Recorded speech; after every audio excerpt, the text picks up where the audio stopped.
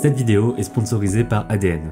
ADN, c'est une plateforme de streaming française dédiée à l'animation. Vous y trouvez énormément d'animations, notamment japonaises mais aussi françaises, avec tout un catalogue de séries et de films, comme par exemple Fairy Tail, Naruto, One Piece. Une partie du catalogue est gratuite et vous pouvez y accéder simplement en créant un compte.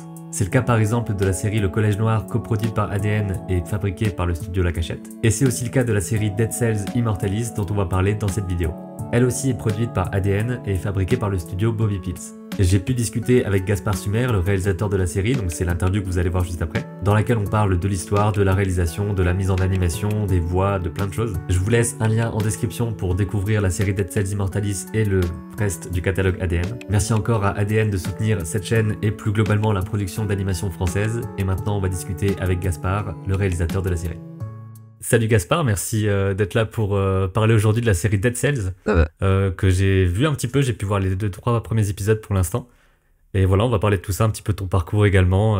Donc peut-être qu'on peut commencer par ça, qui tu es, un peu les différentes choses que tu as faites jusqu'ici. Ouais, bien sûr, avec plaisir. Déjà, bonjour Benjamin. Et ensuite, pour commencer, si on part des études, moi j'ai commencé par faire une école qui s'appelle Émile Cole, qui est à Lyon.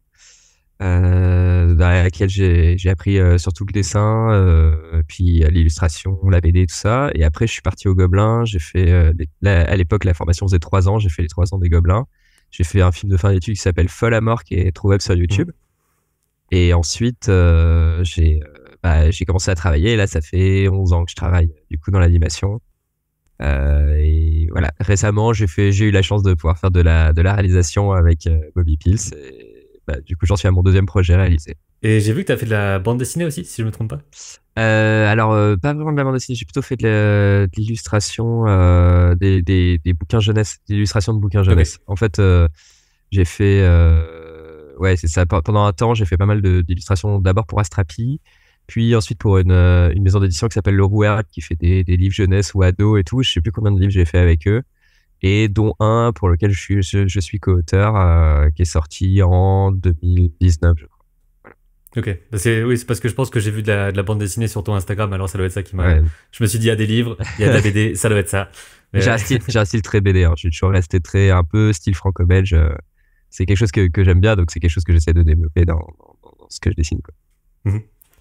Et comment ça s'est fait un peu cette liaison justement avec le monde de l'animation? Parce que bon, c'est sûr que Émile Cole et puis les Gobelins, ça tend vers ça, mais qu'est-ce qui fait que tu as voulu être en particulier dans l'animation et pas dans d'autres secteurs C'est vrai qu'au départ, en faisant Émile Cole, moi, je me destinais plutôt à faire de la bande dessinée, parce que c'était quelque chose qui m'intéressait, j'adorais ça. Genre, j'ai travaillé avec... on avait des super profs à Émile Cole, on avait notamment... là, ça la fout mal. Les deux frères qui réalisent la BD Lincoln, les frères Jouvray. Ok. Voilà, avec qui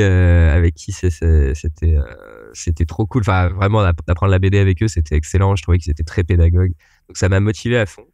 Et à Émile Cole, on a aussi eu d'autres intervenants comme quelqu'un qui s'appelait Sidney Combo et qui avait un très, très bon niveau d'anime. Et en fait, lui, je crois que quand on a eu ses premiers cours, je me suis dit, ah ouais, mais en fait, c'est ça m'intéresse. Donc, je me suis plus intéressé à l'animation et j'ai tenté le concours des Gobelins que j'ai eu par chance. Et du coup, c'est à partir de là, je me suis dit, ouais, ok, c'est l'anime, c'est parti, quoi. Je fais de l'anime. Et quand j'ai commencé à travailler, mes premiers tafs, c'était des tafs d'anime. Après, j'ai fait un petit peu d'illustration. Mais au départ, j'ai vraiment focus sur l'anime. D'ailleurs, c'était anime pur et dur. C'est-à-dire que maintenant, je fais plutôt du storyboard et du layout. Mais en sortant d'école, j'ai fait vraiment quasiment que de l'anime tout le temps. Ce qui est un des trucs intéressants aussi, c'est que quand on sait faire de l'animation, normalement, on sait pousser les poses, faire du board. Enfin, c'est un peu tout lié dans ce sens-là, même si, à mon sens, en tout cas, peut-être que le board est un peu plus marrant, dans le sens où on va aller tenter plein de trucs et tout. En anime, c'est un peu plus fastidieux, quoi. Ouais. C'est ça. Le début de ce projet, justement, de Dead Cells, parce que moi, j'en ai entendu parler avec le jeu vidéo. J'y ai pas joué, mais j'ai vu la cinématique qui avait beaucoup tourné, etc. À l'époque là-dessus. Et je savais pas du tout qu'il y avait une série qui allait se faire. Enfin, je l'ai appris il y a, je sais pas, peut-être un an, un truc comme ça, je sais plus, mais dans les nouvelles, un peu comme ça. Comment ça s'est passé justement ce truc-là et comment tu t'es greffé sur le projet? Je sais pas si t'étais là dès le début ou si t'as été là après que ce soit annoncé, etc. Enfin... Ouais, en fait, ce qui s'est passé, c'est que déjà pour commencer par le commencement, Bobby et Motion Twin, ils travaillent ensemble depuis un bon moment en fait. Puisque Motion Twin avait commandé à Bobby des trailers de DLC Mais ça remonte à 2017, 2018, je pense. Enfin, en tout cas, ça commence à remonter, peut-être pas 2017, mais ouais, 2018. Et en fait, Bobby, il a fait plusieurs trailers de DLC avec Motion Twin. Je crois qu'au total, ils en ont fait 5. Moi, j'ai jamais travaillé sur ces trailers. Et en fait, l'idée est venue à germer entre Bobby et Motion Twin de faire une série, du coup, de garder ce ton qu'ils avaient pour les trailers, qui est plutôt un ton humoristique, qui ressemble bien à ce que fait Bobby, en fait. D'ailleurs, c'était la volonté de Motion Twin aussi. Eux, ça les intéressait d'avoir un ton un petit peu décalé, un peu adulte. Donc, en fait, il y a eu ce projet de série qui a été mis un petit peu dans les cartons, c'est-à-dire comme beaucoup de projets, en fait. À Bobby, on écrit beaucoup de trucs. Et il y a des trucs qu'on met un peu en se disant un jour ça servira. Voilà, on le met là.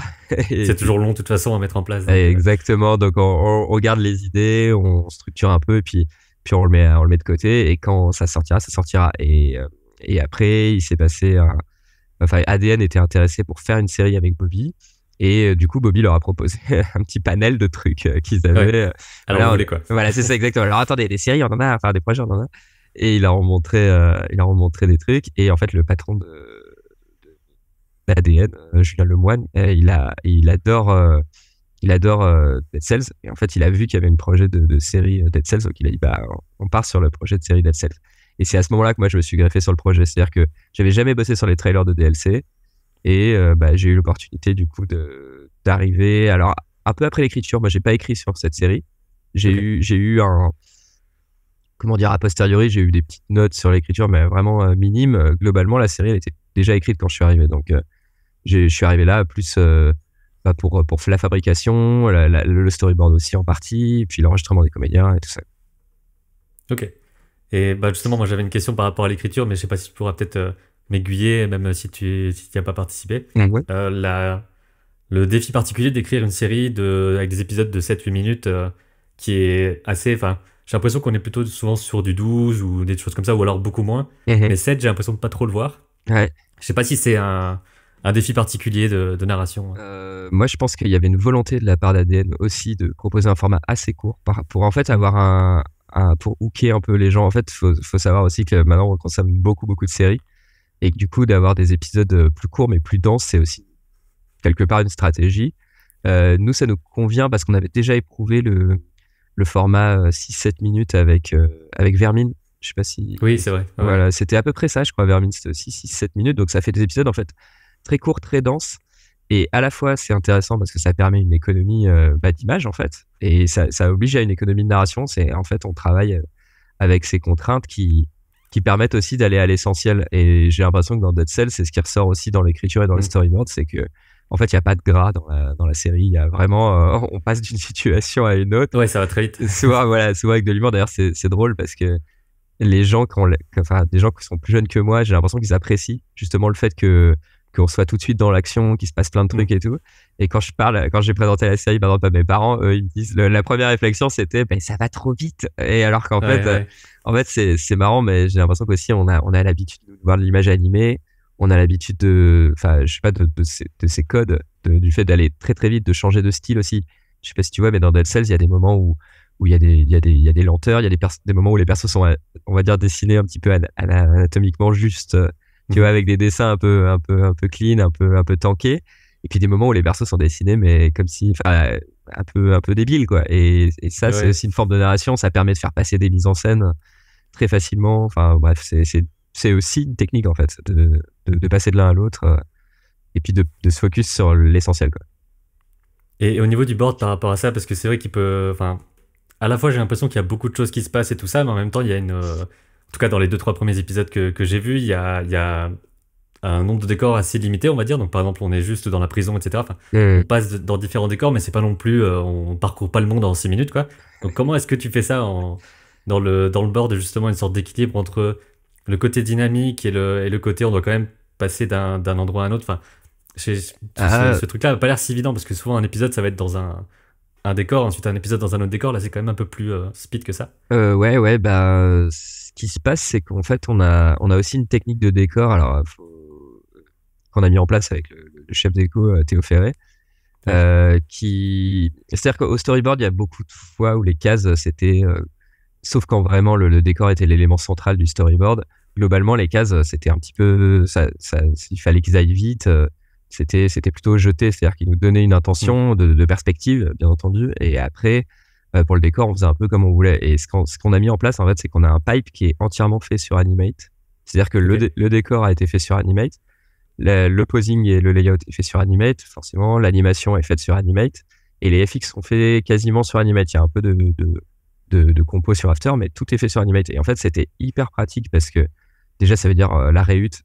On va pas se mentir, Animate, tu rentres, tu copies-colles, ça pèse de rien, tu le fous dans ton décor, tu l'agrandis.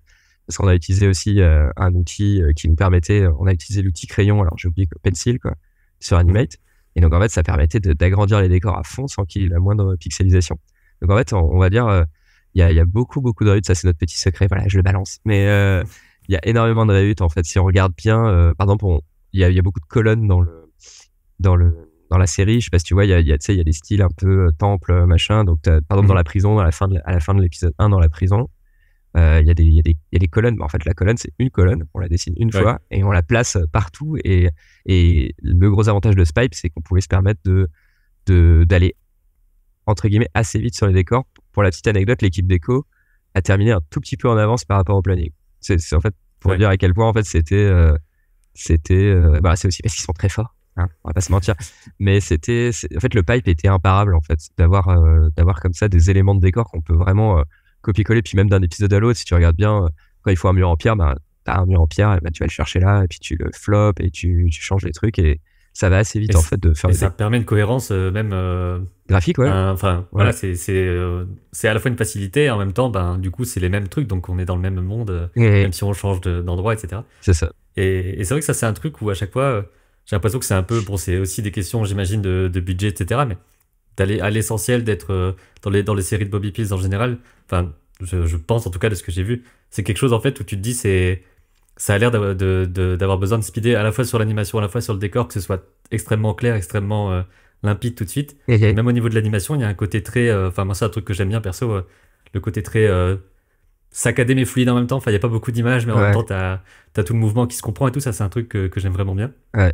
Et comment ça a été géré un petit peu ce truc-là, enfin, est-ce qu'il y a une façon d'animer un peu différente par rapport aux autres choses sur lesquelles tu as travaillé? C'est vrai qu'à Bobby, on a mis au point une culture, alors vraiment du pose-to-pose. Enfin, nous, c'est un truc qu'on adore faire. Parce qu'en fait, on se rend compte que, alors là, je vais revenir un tout petit peu sur le doublage, mais en fait, on se rend compte qu'avec un bon doublage, si ta voix elle est tankée, si ton timing il est tanké aussi, parce qu'il faut savoir qu'à Bobby, on travaille beaucoup avec des montages son. C'est-à-dire qu'en général, une scène, on va pas se contenter juste du doublage, de le coller, de voir comment on anime et puis de passer à autre chose. En fait, on va même carrément monter le sound design, on va monter la musique parfois sur notre storyboard. Et en fait, ça fait un truc qui est déjà ultra timé. Et donc le côté musical est déjà présent et hop, on ajuste, quoi. Ouais. C'est ça pour encore une fois pour te dire par rapport au storyboard que Anaïs Chevière, donc la chef board, nous rendait. Alors on a pas mal discuté aussi avec Anaïs pour vraiment se mettre, enfin pour calculer, on va dire ce qui va être la difficulté de chaque plan, parce qu'il y avait aussi un truc à ratio, tu vois, par épisode, on pouvait pas se permettre des plans ultra. Il y a des plans de fou des fois, et des fois c'est un peu plus calme forcément. Il y a des parties petit théâtre où le perso, on sait qu'il va être debout, il va juste parler, c'est tout, quoi. Et donc avec Anaïs, on faisait ce nettoyage pour avoir un minimum de plans vraiment vénères.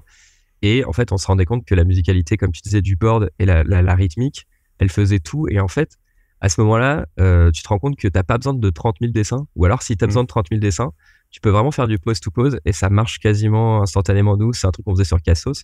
Cassos, en fait, si tu regardes l'animation dans Cassos, c'est des posings.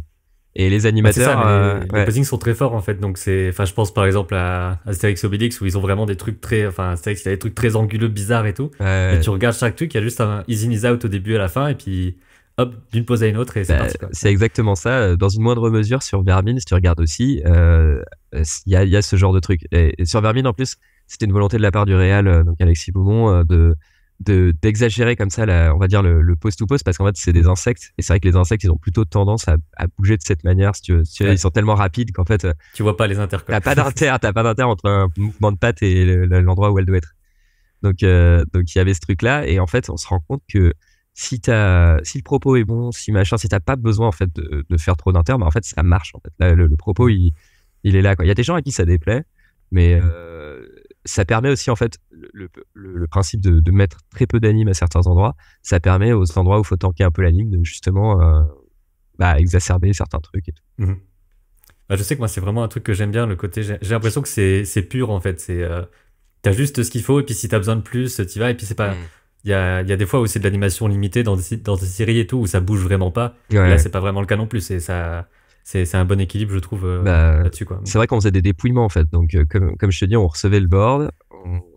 Dans le board, on s'est dit ah bah cette scène ça permet de l'anime, cette scène elle permet pas d'anime. Et en fait nous ce qui se passait c'est qu'avec mon assistant réel, Jérémy Appéry, en fait on faisait un dépouillement hyper précis de chaque scène. Et là on se disait bah par exemple nos persos il y a les puppets qui existent, il y a aussi des scènes dans lesquelles ils sont complètement layoutés les persos.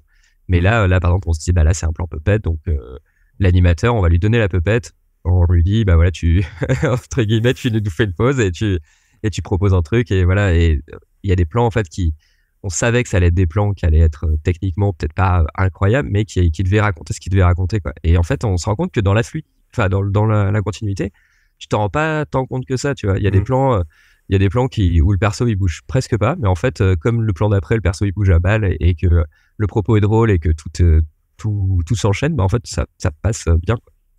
Bah ouais, carrément. Et au niveau visuel, il y a un truc aussi, c'est le. Vu que ça vient d'un jeu vidéo, la transposition graphique, en fait, comment est-ce que ça s'est fait de ce côté-là au niveau de la direction artistique?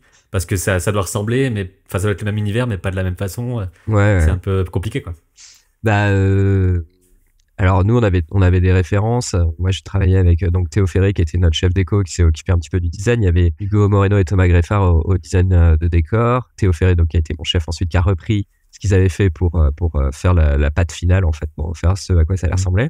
Pour les chara design, il y a eu Julien Daubas qui a travaillé dessus et moi j'ai travaillé avec un petit peu après Julien, j'ai travaillé avec Florent Remise dit Flomise, qui a fait les designs def. Et en fait, c'est à ce moment-là qu'on s'est vraiment dit, ok, c'est quoi nos refs, qu'est-ce qu'on veut prendre comme ref pour qui va à la fois être pratique pour le pipe, parce qu'on va pas se mentir, il y Mhm. avait aussi, enfin, fallait qu'on aille vite, hein, et il y avait, enfin, ce qui est pratique pour le pipe et ce qui est aussi élégant. Et donc en fait, on a pris deux refs. Pour les décors, on est plutôt parti sur du Mike Mignola, Ouais. c'est-à-dire, tu vois, des gros aplats de noir comme ça. En fait, c'est assez pratique pour focus l'élément, tu vois, dans le décor qui va devoir être focus. Donc, on n'a pas hésité à foutre beaucoup de sombre un petit peu partout autour des Mhm. persos. Dans les décors, il y a beaucoup de zones très noires. Et en fait, on se rend compte que bah, déjà, ça permet de faire des couleurs à la plat à côté. Et en même temps, bah, je trouvais ça plutôt élégant, quoi. C'était, tu Mhm. vois, il y avait vraiment ce truc-là tu construis ton plan, quoi, avec le décor. Tu dis, bah voilà, le point de focus, ça va être ça. Le reste, à la limite, si les trucs sont dans la pénombre et que tu vois, il y a juste des petits éléments qui ressortent, si tu regardes bien, je trouve ça assez élégant. Et en même temps, ça demandait pas, entre guillemets, énormément tu vois, de painting, de trucs. Comme je te dis, on n'est Ouais. pas passé par Photoshop, donc nos décors, c'est vraiment du pot de peinture, quoi. Oui, Euh, parce que c'est vrai que sur Animate, ce serait pas vraiment faisable de ce que je sais de faire vraiment des effets de ouais. couleurs, d'ombre et tout, quoi. Ouais, on peut en faire, si tu regardes, il y a des dégradés, il y a des trucs quand même, mais Mhm. ça reste assez limité. Et en fait, c'était dans notre idée, on voulait faire un rendu graphique qui permette ça avec de l'élégance et en même temps pas trop de technique parce que bah, ça Mhm. nous arrangeait aussi. Parce que tu vois, comme je te disais tout à l'heure, ce qui était très cool avec le pipe, c'était qu'on pouvait, comme l'animateur, il avait le décor qui était fait sur Animate. S'il voulait bouger un truc dans le décor, il bougeait un truc dans le décor. Et en fait, ça allait beaucoup plus vite que, tu sais, quand t'as des départements assez, comment dire, Ouais.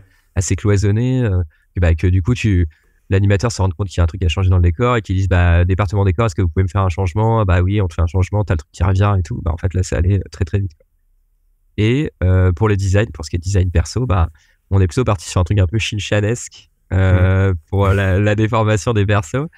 Parce qu'en fait, faut savoir qu'avec Cassos, on a pris l'habitude à Bobby de vraiment faire des visages abusés quoi, pour les personnages. Et donc, tu vois, c'est pour ça que les persos passent très vite d'un truc comment dire, très cartoon à un truc très réaliste. Tu vois, des Mhm. fois, ça arrive que tu zoomes notamment sur le grand méchant Majorum. Bah, tu vois, par exemple, je vais te donner un exemple, parce que comme tu as dit que tu avais vu l'épisode 1, 2, 3, à la fin de l'épisode 3, tu vois tous les méchants qui sont au-dessus de la rivière, Et tu sais, ils sont tous dessinés un peu teubés, un peu moches et tout. Et après, t'as un énorme zoom sur la tête du gros méchant. Et là, c'est ultra anatomique. Il a les yeux, tu sais, avec les belles amandes bien faites, les iris et tout. Et en fait, nous, ça nous faisait marrer de faire ces trucs-là, tu vois, de faire ces changements. Et alors ça, c'est plutôt, ça, c'était un truc qu'on voulait aussi mettre en place, c'est-à-dire pouvoir les péter complètement, un peu à la Shin-Chan, tu vois, les designs de Shin-Chan et la façon dont ça bouge et tout ça. Et d'un autre côté, avoir des trucs très très tankés, notamment pour les scènes d'action, où vraiment là, on veut de la belle anatomie, un truc hyper propre, un peu animé, quoi, en mode animé, quoi. Voilà. Ok, ouais, mais c'est vrai que c'est un truc où voilà, ça a l'air pas évident de se dire, enfin, parce qu'il y a aussi des fans du jeu, etc. Donc il y a tout ce truc-là, il y a une adaptation qui sort, c'est souvent un peu casse-gueule, j'imagine, de se dire, est-ce que les gens vont être contents? Des fois, il y a un trailer qui sort, les gens sont pas contents, et quand la série sort, les gens sont contents. Enfin, il y a de tout dans les adaptations, de toute façon. Je vais dire que j'ai lu des trucs qui faisaient mal. Non, mais après, c'est drôle. Enfin, tu vois, je prends pas personnellement, mais c'est vrai que quand le trailer est sorti, on a eu beaucoup de commentaires qui étaient plutôt négatifs. Et en fait, ce qui me fait très plaisir, c'est de voir que il y a même des gens dans les commentaires maintenant dans les nouveaux épisodes qui sont un peu en mode genre, ah bah, je trouvais pas ça ouf, et en fait, ça me plaît bien. Et en fait, c'est vrai que c'est une série d'humour, on va pas se mentir, hein. Dead Cells, on en a fait une série aventure / humour, donc il y a beaucoup de trucs. Enfin, je pense que c'est une partie qui est assez charmante dans cette série-là. C'est à la fois la relation entre les persos et l'humour. Et c'est vrai que ça, c'est un truc dans le trailer, on pouvait pas trop le montrer, le style graphique. C'est vrai qu'il y a des gens pour qui ça passe pas. Et enfin, nous, on est assez fiers de ce qu'on a fait, même plutôt fiers. Et d'un autre côté, c'est normal, on peut pas plaire à tout le monde. Donc il y a des trucs, forcément, ça plaisait pas aux fans.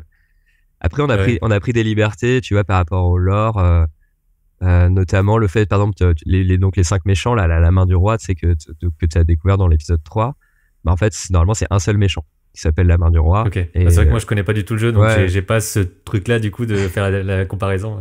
Bah, en fait, c'est ça aussi, c'est ce qu'on voulait, c'était une série qui s'adresse à n'importe qui. Et il y a le logo Dead Cells, mais qu'en fait, et les gars de Motion Twin étaient, ils nous ont laissé une liberté incroyable, hein, pour l'écriture, pour l'interprétation graphique. Eux, ils étaient hyper chill.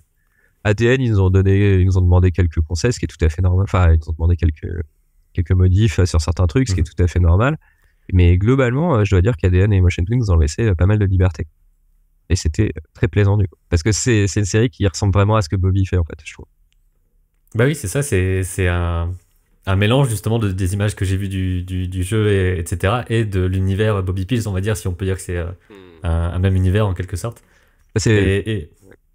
Non, j'allais dire, c'est une patte, en fait. En fait, je pense que maintenant, à Bobby, ça fait 10 ans que la boîte existe. Et en fait, on a entre guillemets, mis au point une technique d'écriture de série et surtout encore une fois, comme je le dis, on bosse vachement avec des montages sons, pour nous, la musicalité, en fait, elle est primordiale. Donc, en fait, on passe énormément de temps dans cette phase-là. Et je pense que c'est un truc qui c'est un dominateur commun à pas mal de séries Bobby, de projets Bobby. C'est qu'en fait, on commence par la rythmique de la série, on commence par la musicalité, à des rêves de musique, des rêves de son, de trucs et tout. Et après, on se lance dans l'image, en fait. Et en fait, je pense que c'est ça qui fait que c'est des trucs où on se dit, ah ben enfin, je sais pas, peut-être que je me lance des fleurs, mais j'ai l'impression, ou je lance des fleurs à Bobby, mais j'ai l'impression qu'il y a un truc assez imparable, en fait, dans la narration. Parce que la narration, normalement, elle est au point. Après, il y a des trucs graphiquement, ça passe ou ça casse, mais globalement, c'est ce sur quoi on focus le plus, en fait.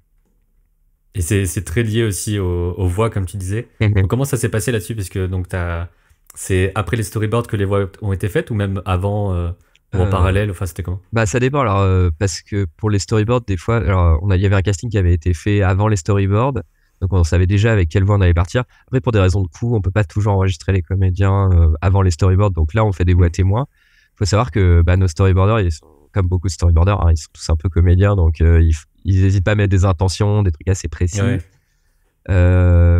Il y a une voix qu'on pouvait avoir sur place parce qu'en fait, la voix de Laure Esposito, donc le personnage principal, ce personnage est joué par Alizé Lafito, qui est en fait une animatrice qui travaille à Bobby. Donc c'était assez pratique parce que pour le coup, on avait sa voix parfois dans certains storyboards, mais globalement non, c'est plutôt des voix témoins. Après, il y a des intentions, on va dire très claires. On fait pas, tu vois, c'est pas des voix témoins juste pour donner la réplique, quoi.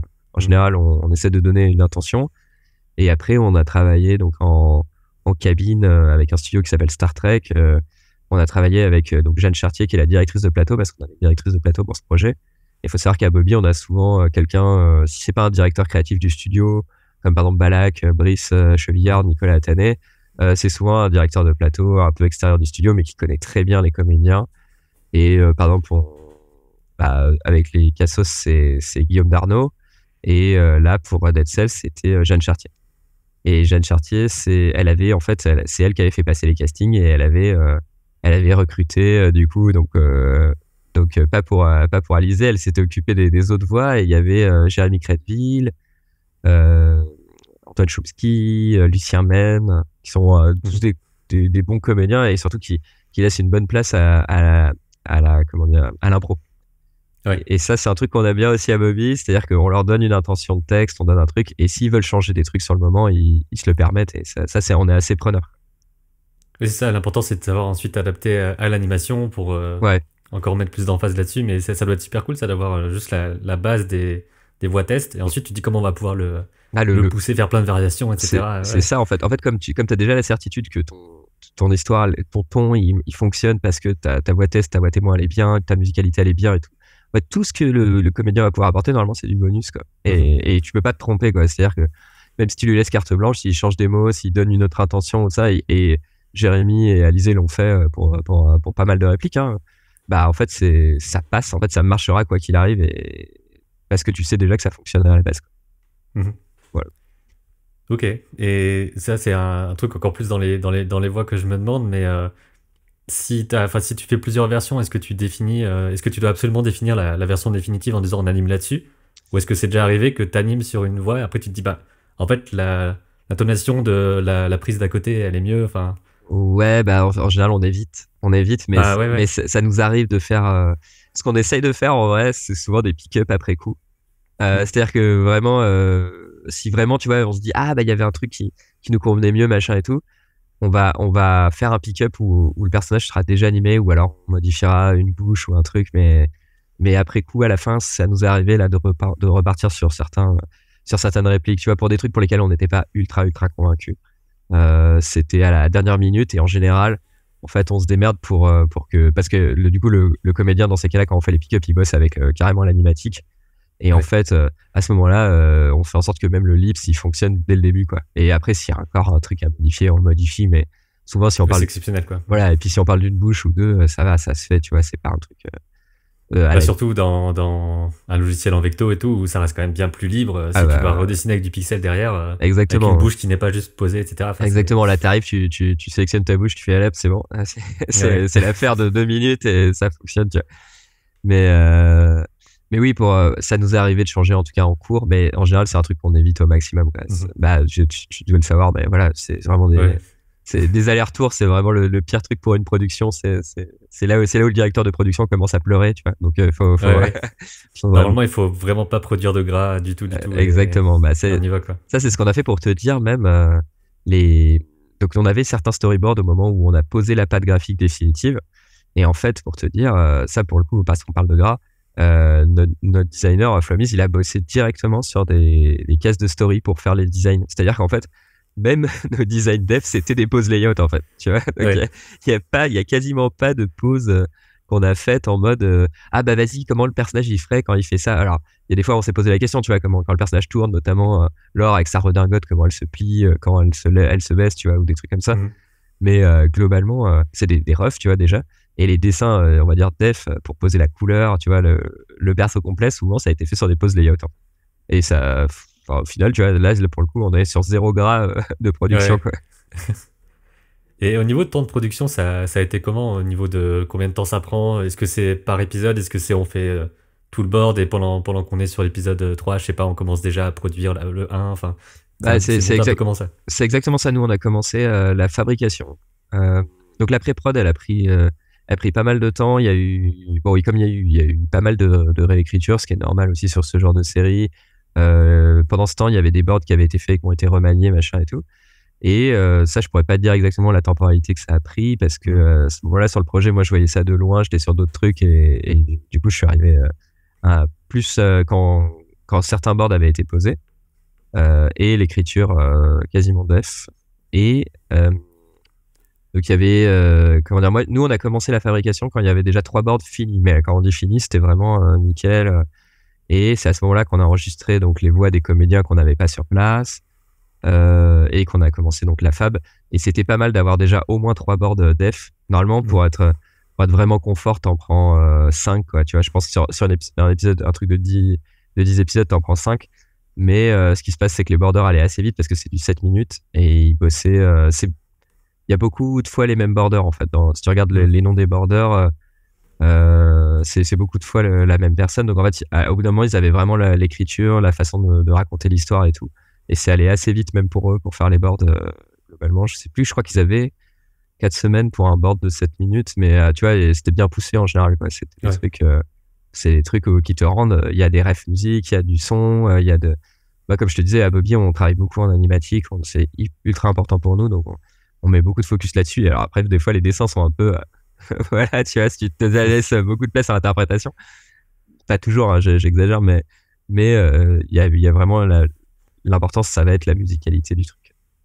Et donc je te dis, ouais, après, je pense que la fabrication pure et dure, elle a duré 6-7 mois, je dirais.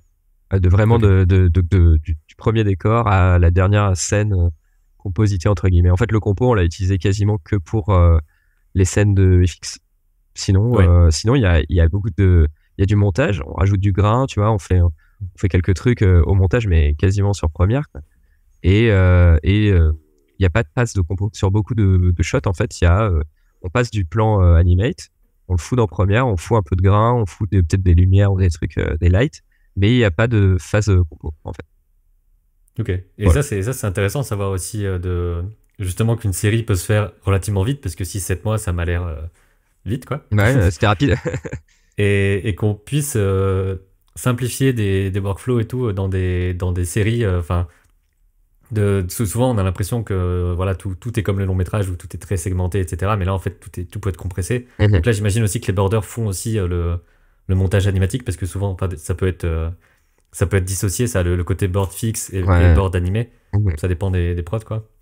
Bah ouais, ça c'est ça. En fait, ce qu'on attendait des borders, c'était de nous rendre des animatiques plutôt complètes, quoi. Donc ouais, donc c'est des monteurs et en même temps quoi. Ouais, c'est ça. Alors faut savoir que c'est vrai qu'à Bobby, entre guillemets, on a toujours rejoint les deux. C'est-à-dire que nos borders, ils ont toujours monté leur truc en animatique. Je pense que c'est un truc qui vient notamment donc d'Anaïs et de Balak, qui sont tous les deux de très bons borders et qui en fait ont toujours rendu des trucs. En fait, ils te rendent jamais un board avec enfin, je veux dire, sans son, sans rien, sans truc et tout. Au contraire, c'est très très rythmé et souvent, d'ailleurs, c'est assez confortable parce qu'en fait, tu bosses avec un rythme tellement précis.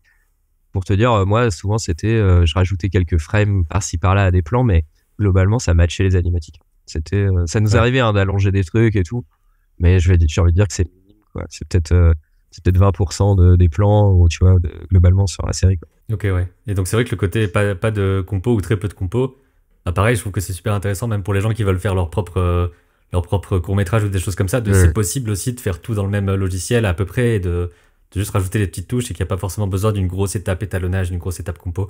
Ça dépend vraiment du rendu qu'on veut. Et c'est vrai que là, maintenant que tu me le dis, je comprends le fait que tout soit possible dans Animate dans certains cas, parce qu'il y a juste les couleurs, quoi, finalement. Bah ouais, c'est ça. Et surtout, le gros avantage d'Animate, c'est que ça pèse très peu lourd. Donc, tu peux vraiment, si tu t'amuses pas à mettre des calques, surtout que je te disais, les calques de dégradés ou des trucs comme ça, si tu pars pas là-dedans dans Animate, en général, ton plan il pèse que dalle et surtout tout est modifiable et ça c'est ultra confortable, tu vois. Même au compo, finalement tu vas rajouter un élément de décor à la dernière minute devant, tu vas le chercher dans un plan, tu le copies-colles, tu l'installes, tu fais une réglette et en fait ça se fait en peu de temps et voilà, c'était une volonté aussi, tu vois. Enfin, nous on s'est dit que le plus simple ça pouvait aussi nous permettre d'aller à l'essentiel et de pas se prendre la tête sur une fabrication trop complexe et tout ça, notamment qu'on avait un timing en fait, hein, qu'il fallait respecter. Donc on est parti pour pas de compo, quoi. Et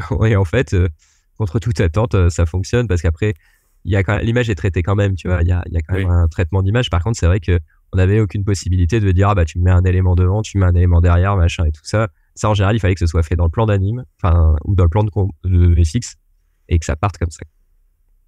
Ouais. Mais enfin, moi j'espère que ce sera inspirant parce qu'en fait, comme tu dis, c'est vrai que c'est très confortable de pouvoir tout faire dans un logiciel. Par contre, pour ça, c'est vrai qu'il faut trouver un style graphique et moi je suis assez content du style graphique qu'on a trouvé, mais c'est vrai que c'est pas forcément évident. Dans Animate, tu peux pas faire tout et n'importe quoi non plus. tu vois, Bah ouais. graphiquement, donc faut choisir exactement les éléments qui te plaisent. Tu vois, par exemple, nous, un truc qu'on a choisi qui est vraiment, pour le coup, euh, purement graphique, c'est qu'on a utilisé le pencil, comme je te disais, pour pouvoir agrandir et rétrécir nos puppets et nos décors autant qu'on voulait. Mais surtout, on a choisi le pencil ondulé. Je sais pas si tu vois, mais Hmm. la line, elle est un tout petit peu ondulée. Ouais, ouais. Et en fait, Ça, je me c'était, demandais justement si c'était un truc, est-ce que c'est dessiné comme ça ou est-ce que c'était une brosse particulière qui donne ce côté un peu escalier bah, en fait, c'est une line, tu peux choisir la forme de la line et tu peux la Ok. choisir légèrement ondulée. Et en fait, nous, on s'est dit, bah, vas-y, on adore Shin-Chan. Enfin, tu vois, dans le style graphique, c'était dans nos Ouais, références. ouais. Bah, en fait, c'est un peu pétax, Shin-Chan. Et du coup, on s'est dit, vas-y, on va partir là-dessus. On avait fait aussi, moi, j'avais travaillé sur Monsieur Flap. Monsieur Flap, Bah, c'est, ça m'y a fait penser aussi. Je euh, me suis dit, c'est ce genre-là où t'as l'impression que c'est. Enfin, c'est le genre de truc où quand tu le vois, je me dis, ah, comme on disait, ça va à l'essentiel et tout. mhm. Donc j'ai l'impression que c'est prenable, entre guillemets. Je me dis, Ouais, ouais. ah bah si je me chauffe, je peux faire une petite animation dans ce style-là, etc. Bah ouais, carrément. Et bon, c'est pas aussi facile que ça, mais ça te donne l'impression que c'est facile. C'est comme les. Je sais pas, il y a certains films ou quoi où tu te dis, ça va tellement à l'essentiel du truc que t'as l'impression que c'est facile à faire alors que non. Tu vois. Bah, encore une fois, je pense que le plus dur sur ce genre de projet, c'est la narration. Et tu vois, quand tu vois des projets comme Samuel, c'est pareil, Ouais. tu vois, t'as tendance à dire, ah bah c'est facile à animer parce qu'il y a que du line, il y a pas de couleur, il y a machin et tout. Mais c'est pareil, je pense que la force de Samuel, c'est le fait que ce soit hyper bien écrit, hyper précis, que les émotions sont super justes. Et à côté de ça, c'est vrai, tu vois, enfin, pour moi, là, je vais partir dans mon ressenti personnel, mais c'est hyper touchant de voir qu'en fait, une histoire qui est pas forcément la plus magnifiquement dessinée du monde, bah, en fait, elle peut te toucher et elle peut entre guillemets t'apporter quelque chose. Et en fait, Mhm. moi, ça me donne bon espoir avec, tu vois, par exemple, le fait que bah il y a l'arrivée de l'intelligence artificielle, il y a plein de trucs qui se mettent en place où tu te dis ah merde, bah en fait il y a plein de studios qui vont pouvoir faire entre guillemets des trucs très Très graphiques, léché, etc. voilà, Ouais. très léchés, Même très si ça n'est pas encore là, facilement. mais. Ouais, non, bien sûr, hein, non, toute proportion gardée, bien sûr. Mais Ouais. en fait de voir que en fait raconter une histoire et toucher les gens, tu peux le faire avec n'importe quel style graphique, bah c'est très rafraîchissant et ça pour moi ça permet aussi de me dire bah en fait on va pouvoir tester des trucs maintenant quoi. On va pouvoir Mhm. peut-être avec un style qui est facile à maintenir et tout ça, bah en fait tu peux être touché par une histoire n'importe laquelle et Monsieur Flap en fait partie notamment, je trouve l'histoire plutôt bien écrite. Ça fait Oui, c'est ça, c'est débile et tout, mais en même temps, t'as des vrais trucs sur la famille, le couple et tout. bien T'as des sûr, bien vrais trucs sûr. dedans où tu te dis, ah, je m'y attendais pas et tout ça. Ouais, carrément, bah, quand tu vois comme ça, tu dis, bah, c'est un mec avec une tête de cul. Et en fait, Ouais. quand tu creuses un peu, bah, tu te dis, ah bah non, mais le mec, il est juste, bah, c'est le seul de son style sur la Terre. Bah, les gens le comprennent pas quand il parle, donc ils considèrent qu'il est handicapé. Enfin, tu vois, des trucs Mm. qui est un peu plus profonds et en fait, bah, c'est pareil, le style graphique, bah, c'est un style graphique qui est, on va dire, minimaliste, même si, pour moi, il est cohérent, tu vois, du début à la fin, il est Mhm. cohérent et en fait, ça te permet de rentrer dedans. Et c'est peut-être pour ça que les gens y râlaient quand ils voyaient le trailer parce qu'ils disaient, mais c'est pas du tout mon Dead Cells, machin. Tu vois, je parle de Dead Cells, Ouais. mais que quand ils rentrent dans l'histoire et qu'ils sont touchés par les persos, par leur truc et tout, au final, le style graphique, il passe outre, tu vois. Et même si moi, je suis quand même très content du style graphique, je le trouve cool, tu vois, je suis assez fier de ce qu'on a réussi à faire. Bah en fait, c'est vrai que c'est secondaire d'une certaine manière. Mm. Ouais, Mais c'est vrai que ce truc de. Bah, je sais pas, c'est sûrement une généralité et tout, mais j'ai déjà entendu des gros joueurs de jeux vidéo qui aiment pas ce style-là parce qu'ils se disent il manque des frames. Eux, ils ont ouais. l'habitude de jouer en 120 FPS et tout, ils se disent mais c'est tout saccadé et tout, pour eux c'est un problème, alors que pour moi c'est un truc. C'est justement le côté animation 2D, un peu même dans la 3D saccadée, moi je trouve que c'est trop bien et tout. Ah, Donc ouais, c'est le côté un peu vivant, quoi. Pour moi ça rajoute de la texture c'est vrai au que c'est truc, quoi. c'est vrai que c'est un parti pris. Et voilà, après, c'est un parti pris, c'est radical. C'est vrai qu'il y a des gens, ça a vraiment pas passé. Et c'est vrai que quand tu vois des adaptations de jeux vidéo comme Arcane à côté, bah oui, Ouais, ouais. tu dis oui, Dead Cells, oui, en effet, on n'a pas la patte graphique d'Arcane, tu vois. Mais, euh, mais Arcane, ça, c'est superbe aussi pour son style, hein. Moi, j'adore Arcane aussi, Bah c'est hein. ça, moi j'aime bien que tout existe de toute Ouais, façon, donc. voilà, c'est exactement ça. Donc, je suis pas du tout en train de dire que l'un est mieux que l'autre, mais c'est sûr que c'est des partis pris. Alors après, si on parle budget, Arcane, je pense que un épisode de Dead Ouais, Cells, ouais. ça doit être 4 minutes d'Arcane. Non, j'exagère, mais tu vois, voilà, il y a aussi ce genre de truc quoi, qui rentre en ligne Ouais, de c'est compte. ça. Enfin, pour moi, toutes les façons de s'exprimer sont bonnes. Hein. Faut juste réussir à garder une cohérence. Tu vois, ce qui aurait été malheureux dans Dead Cell, c'est qu'il y ait des épisodes qui soient ultra stylés, ultra Mhm. tankés, avec des frames à n'en plus finir, et des épisodes comme dans notre style à nous, avec justement le côté vraiment minimaliste de l'anima 3, des trucs comme ça. Bah là, il y aurait eu un problème, tu vois. Mais l'important, c'était de Ouais, garder c'est une ça. ligne, quoi. Et justement, bah ça, c'est ton rôle dans la réalisation, c'est de faire en sorte que tout soit bien pareil tout le temps comme il faut, etc. Ouais. Et comment tu as travaillé là-dessus? Parce que tu as dit que tu avais aussi un assistant réalisateur. C'est quoi vos différences de rôle? Et c'est quoi un peu ton quotidien de gestion de tout ça, quoi? Ouais, bah déjà à prendre un bon café le matin. Non, Ouais. j'exagère, mais bah en fait notre assistant réel, alors avec lui ce qui se passait c'est que on faisait des très gros dépouillements en fait, on dépouillait absolument tout. En fait, on préparait le terrain, c'est-à-dire que ça c'est un truc qu'on a vraiment mis en place sur cette production là. C'est-à-dire que il y a aucun plan qui est parti à l'aveugle en se Mm. disant ouais ça on verra comment on le fait machin et tout. En général, on attaquait l'épisode, donc on faisait nos dépouillements avec le chef déco d'un côté et de l'autre côté on le faisait avec la lead layout et la lead anime. Et Donc le dépouillement, peut-être pour expliquer un petit peu, ah c'est tu regardes chaque plan du storyboard et tu te dis, tiens, on va animer, enfin, il faut animer ça, faut faire tel décor, faut le décomposer comme ça parce qu'il y a un truc devant, enfin, c'est tous ces trucs-là. Exactement, voilà, c'est ça. On se pose et donc en fait on dépiote tout. C'est-à-dire que nous on a une case de board qui est toute blanche avec des fois pas de décor, des fois un perso mal dessiné et tout ça. Alors même si leur storyboard était excellent. Je big up à Anaïs Chevillard qui était la lead board bien entendu. Mais nous on se pose là-dessus et on se dit ok qui fait quoi pour tel truc. Et par exemple tu vois je te disais il y a des poses qui sont layoutées, il y a des poses qui sont puppet. Et par exemple les poses puppet, bah, faut savoir que c'est des plans qu'on a envoyés directement à la lead anime. Donc Tina qui s'occupait de l'idée de l'animation et elle avait vraiment sa puppet et on lui donnait rien, tu vois, on lui disait bah voilà tu corresponds, enfin t'essayes de coller à ce que le storyboard fait avec ta puppet parce qu'en fait il nous fallait aussi des gens pour faire du layout un peu plus tapé, donc savoir qu'il y a des persos qui existent pas en puppet, donc là pour le coup c'était forcément du layout, tu vois, ou des trucs comme ça. Et comment c'est défini ce truc-là? Ça passe en puppet si c'est juste un dialogue avec juste Voilà. un peu de mouvement. Si c'est de l'action, on peut pas se permettre de faire de la puppet, c'est ça? Voilà, c'est exactement ça en fait. On avait des puppets qui étaient des puppets. Bah, en fait, Flash c'est hyper pratique pour ça. C'est-à-dire que tu as le visage du perso. Moi, ce que je recommande en fait pour les puppets, c'est d'au moins faire des visages de tes persos parce qu'en fait, là à ce moment-là, il y a beaucoup de prods qui font ça. C'est pas nous qui l'avons inventé, mais c'est juste avec le visage, t'es sûr que déjà ton perso il est toujours modèle. Et ensuite, c'est hyper pratique sur Animate de changer les bouches, de changer les expressions, de changer les machins et que ton perso soit toujours nickel. Donc ça, c'est un truc qu'on mettait en place. Par exemple, même au layout, ils utilisaient la puppet, mais par exemple juste certains éléments, tu vois. C'est-à-dire qu'on leur demandait, bah, tu prends la puppet et tu la casses et tu utilises la tête ou des trucs comme ça. Mais déjà, il faut savoir que donc, avant même d'attaquer le dépouillement, on s'était mis d'accord sur quel perso on faisait en puppet, quel perso on faisait que du dessin, que dessiner, quel perso on donnait tel ou tel élément en puppet et qu'on pourrait réutiliser. Enfin, tu vois, par exemple, mettons que si on dessine un perso de profil, bah, le profil, on va pas le redessiner dans un autre plan. C'est-à-dire, tu vois, t'as le profil, et bah, tu vas tu fous cet élément de profil, et puis tu changes le corps, et puis machin, tu vois. C'était vraiment que d'aller à l'essentiel, quoi. Ta question, c'était, donc, ouais, comment on prépare le déploiement, c'est ça? Voilà, pardon, désolé, hein, je Pas de digresse. souci. C'est moi qui pars aussi dans d'autres trucs. Et donc, en fait, ce fameux dépouillement, on avait mis au point avant avec Yannick Castin, donc, le responsable technique de Bobby. On avait mis au point une espèce de tableur où on se disait, ok, ça c'est un plan par exemple qui raconte quelque chose qui est important pour la narration. Enfin, en gros, on faisait un produit en croix, quoi. Tu disais que un plan est plus ou moins important pour la narration ou pas du tout important pour la narration, et il est plus ou moins facile à faire et plus ou moins difficile à faire. Et en fait, tu peux te permettre d'avoir un plan qui est, on va dire, putain, je me regarde dans la caméra, c'est du génie. Tu peux avoir un plan qui est difficile à faire s'il est important pour la narration. Mais par exemple, ce qu'on évite à fond, c'est des plans qui sont difficiles à faire et qui n'ont aucun intérêt pour la narration. Voilà, donc l'important c'était aussi de faire la chasse à ces plans-là et de se dire, mais ça, en fait, au board, tu vois, même après board, des fois, on a dû changer certains plans en se disant, bah, en fait, ce plan-là, il est trop compliqué à faire, il raconte rien. Donc, en fait, on va le killer ou alors on va choisir une mise en scène beaucoup plus simple ou on va machin et tout.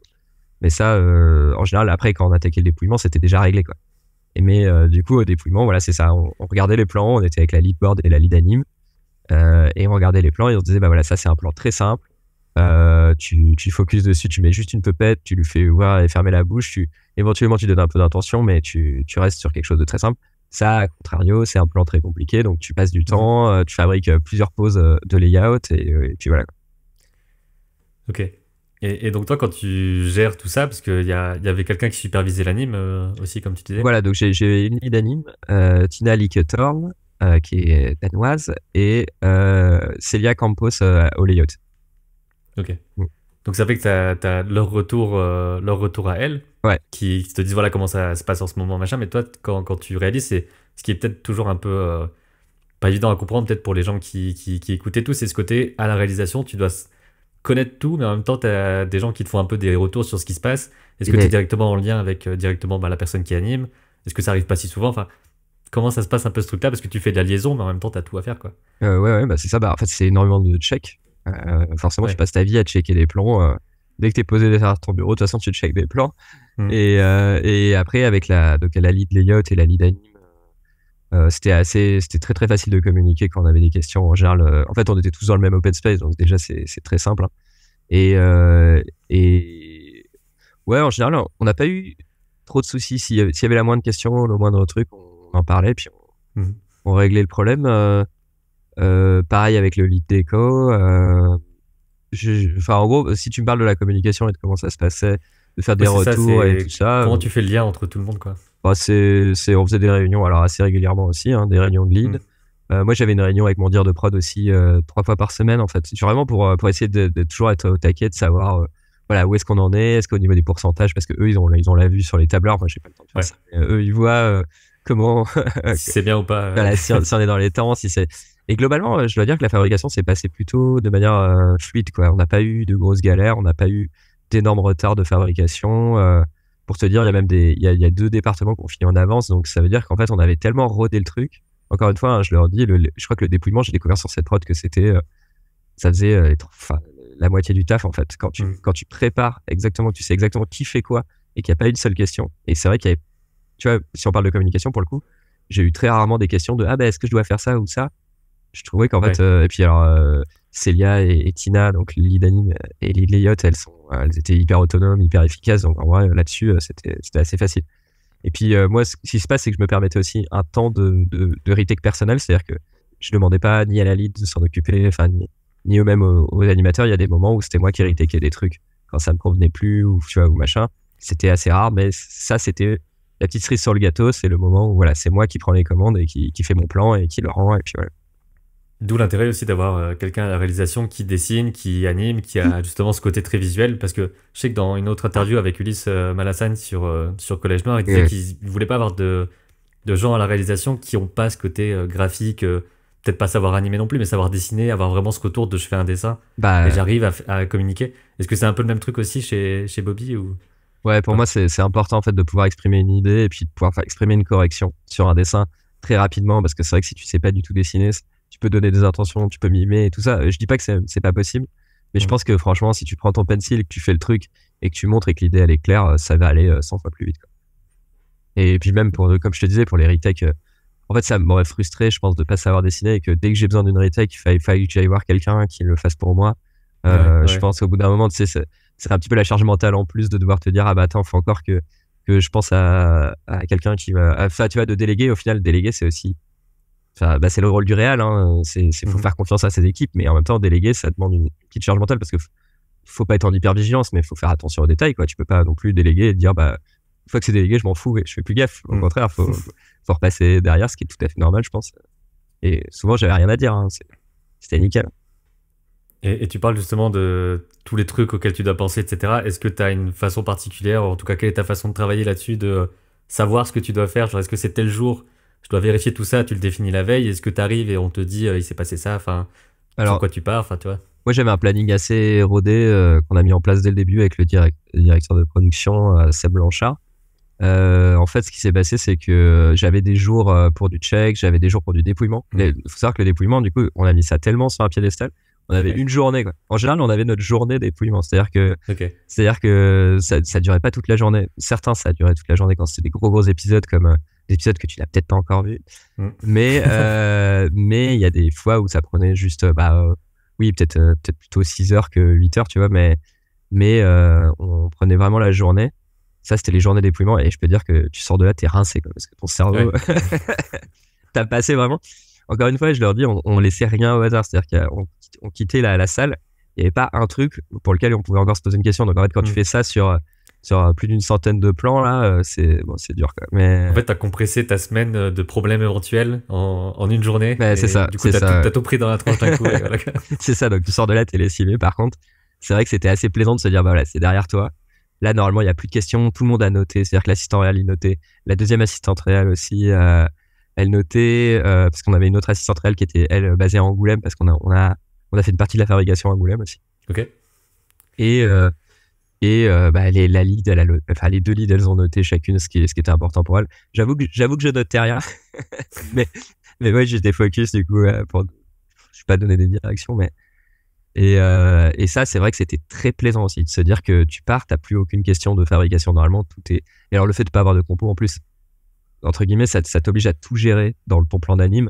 Donc, en fait, tu sais qu'à la fin, tu vas te retrouver, et ça, c'est assez plaisant, avec un plan qui est quasiment le plan def. Faudra juste le passer au montage, rajouter un peu de grain, et c'est parti, quoi. Alors après, il y a le FX aussi, éventuellement, pour certains plans, mais on en a pas mis partout.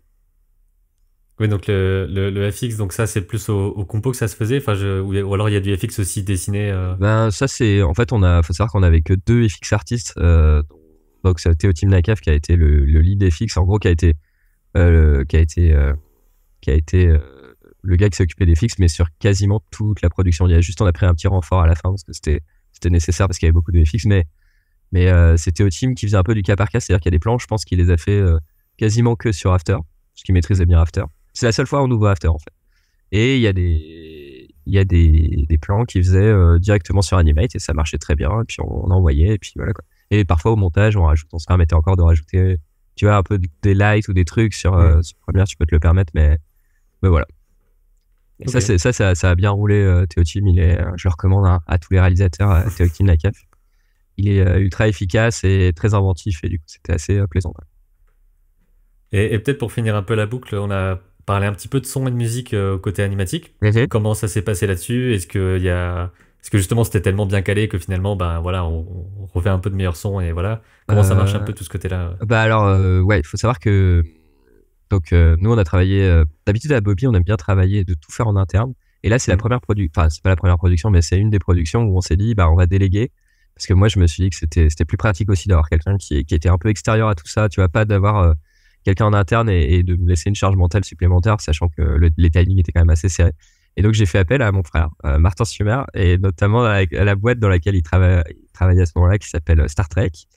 Et c'est à eux qu'on a délégué le son. Alors déjà, on a enregistré les comédiens chez eux, ça c'était assez pratique. Parce que du coup, ils avaient tout. C'est-à-dire qu'ils avaient les voix des comédiens, ils ont fait un sound design par-dessus le sound design qu'on avait fait, qui nous était un sound design un sound design un peu témoin, tu vois. C'est-à-dire qu'on propose des idées de sound design qui sont souvent très bonnes, hein. Il y a pas de question là-dessus. Mais eux, ils sont obligés de refaire un sound design derrière, parce qu'il faut savoir qu'à Bobby, notre sound design, on va un peu le chercher sur Internet. Donc déjà, des fois, c'est pas forcément libre de droit. Et ensuite, des fois, c'est des qualités MP3, tu vois. Tu fais un peu, bon, ok, le son, il est bien, il explique ce qu'il doit expliquer, mais on aimerait bien un beau son, quoi. Donc, on a bossé pour le sound design. Ce qui est drôle, c'est qu'on a bossé donc avec notre ingé son Roman Dutour qui a proposé des trucs qui étaient un peu issus du jeu. Il y a des fois des petits clins d'œil au jeu sur le sound design et tout. Et pour les musiques, on nous avait proposé d'utiliser les musiques du jeu, sauf que Motion Twin nous laissait volontiers, donc c'était très chouette. Alors il y a des musiques du jeu qu'on a mis notamment sur le générique, qu'on a mis un petit peu dans certaines phases. Ça, c'est un peu le passage obligé où tu te dis, on va quand même en mettre un petit peu. Ouais, bien sûr. Et puis en vrai, elles sont chouettes, hein. C'est juste qu'en fait, c'est des musiques de jeux vidéo, donc on se rend compte assez rapidement que les musiques de jeux vidéo, c'est très difficile à mettre sur enfin, tu vois, sur de l'image, enfin sur du film, parce qu'en fait, les musiques de jeux vidéo, c'est pas sur une action en particulier, voilà, qui a un instrument et tout ça, quoi. Exactement, ça reste linéaire, même si elles sont super chouettes, les musiques de Johan Loland, donc le compositeur de Motion Twin. Elles sont très chouettes. Le problème, c'est que c'est trop linéaire, et nous, il fallait qu'on puisse moduler. Et en fait, on a préféré bosser avec un compositeur qui s'appelle Benoît de Priester, et qui nous a fait de la musique à l'image, quoi, en fait. Et ce qui était très cool, c'est qu'on a gardé un peu le côté jeu vidéo, c'est-à-dire que on a fait des thèmes pour nos persos. Il y a un thème tête de flamme, il y a un thème lore, si t'écoutes, il y a un thème d'autres persos que toi tu n'as pas encore vu puisque tu n'as pas encore regardé au-delà du 3e. Mais il y a chaque perso un thème. Il y a le thème des méchants notamment. Je sais pas si tu vois dans l'imprimerie quand ils arrivent, tu sais, tous les méchants se présentent, et Indexa, Bajorum, Anulome et tout ça. Et en fait, là-dessus, il y a une espèce de musique années 80. Et ben, en fait, c'est le thème des méchants. Sauf que Benoît s'est amusé à le mettre dans différents styles. Donc, t'as le style un peu disco, t'as un style un peu orgue très méchant, t'as un style un peu rock. Enfin, tu vois, on s'est vachement amusé à utiliser ces thèmes et à les décliner en fonction Ouais. en fonction de l'action. Donc ça, non, ça c'était très chouette. C'était vraiment la cerise sur le gâteau d'avoir de la vraie musique originale, d'avoir du sound design de qualité, d'avoir du coup tout en interne à Star Trek aussi. Ça c'est cool parce que ça permettait d'avoir une charge mentale un peu moindre en fait. Parce que quand tu fais tout en interne à Bobby, en plus il y a un truc un peu même psychologiquement, c'est-à-dire que tu restes au même endroit et tout, alors que là du coup quand j'allais dans leur studio c'est la journée son. Et tu vois, Ouais, et du coup, tu fais que ça. voilà, tu fais pas gaffe à tes messages parce que sinon c'est trop facile de voir que y a quelqu'un qui te demande un truc en anime et en fait t'y vas et t'y restes 1 heure. Enfin, tu vois, du coup, c'était hyper important aussi d'avoir cette liberté-là, quoi. Donc, c'est ça qui doit être le plus complexe, c'est de séparer ta semaine ouais, en disant justement. C'est ça. Parce que sinon, tu sautes vite d'un truc à un autre et après, t'es foutu, quoi. C'est pour ça qu'on avait mis au point un planning très strict, donc avec le directeur de production. Donc il y avait les journées au studio son pour enregistrer les comédiens, puis pour gérer le sound design, puis pour écouter la musique et faire des retours et tout. Et il y avait les journées débrouillement, et il y avait les journées check. Enfin en fait en gros ça va assez vite, hein. Ta semaine elle fait que 5 jours, donc faut que ce soit faut que ce soit rodé, quoi. Donc, mes semaines elles se ressemblaient beaucoup, mais en même temps c'était trop cool, quoi. C'était très grisant à faire comme projet. Je pense que c'est une belle conclusion. Si tu veux rajouter peut-être quelque chose, j'ai l'impression qu'on a fait le tour un peu de toutes les étapes et tout. Bah ouais, bien sûr. Ouais, j'ai l'impression qu'on a parlé un peu de tout. Non, voilà, je leur dis, c'était une super expérience. J'espère qu'il y aura d'autres projets dans le futur. Et si les gens regardent Dead Cells, il y aura peut-être une saison 2, on verra. Nous croisons les doigts. Puis de mon côté, je vais aller voir les 7-8 qui me manquent. Écoute, et puis voilà, quoi. Ça marche. Merci beaucoup, hein.